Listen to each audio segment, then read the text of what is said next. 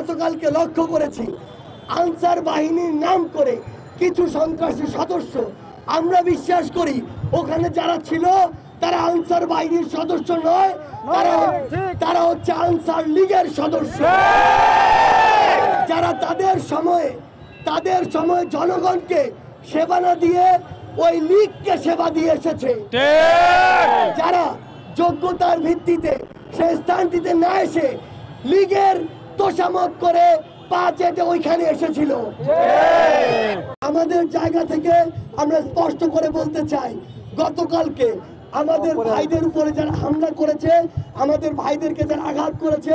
রক্তাক্ত করেছে, অতি দ্রুত সময়ের মধ্যে তাদেরকে বিচারের আওতায় আনতে হবে।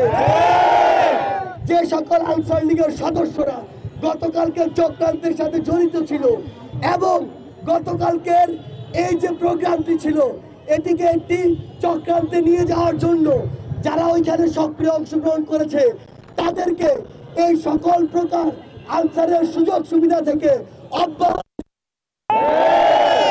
এবং সবশেষে আমরা এটি বলবো যে আমাদের জায়গা থেকে স্পষ্ট বার্তা, এই যে 16 বছরে ফ্যাসিস্ট একটি সরকারের মাধ্যমে ফ্যাসিস্ট একটি প্রশাসন গড়ে উঠেছে, সেই ফ্যাসিস্ট প্রশাসন থেকে আওয়ামী লীগের যত দালাল তোষামতকারী পা চাটা রয়েছে তাদেরকে ওই জায়গাগুলো থেকে বহিষ্কার করতে হবে। এবং পরিশেষে আমার ছাত্র জনতা ভাই বোনদের উদ্দেশ্যে একটি কথাই বলবো, যদি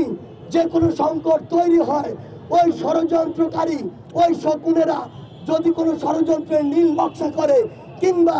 আমরা যদি এর মধ্যে কোনোভাবে আপতিত হই, গতকালকে যেভাবে আপনারা সমুদ্রের ঢেউয়ের মতো গিয়ে সকল চক্রান্তকে নস্যাৎ করেছেন, আগামীতেও 5 মিনিটের অ্যানাউন্সমেন্টে এমন করে সকল নীল নকশাকে আপনারা ধুলোয় মিশিয়ে দিবেন। আমরা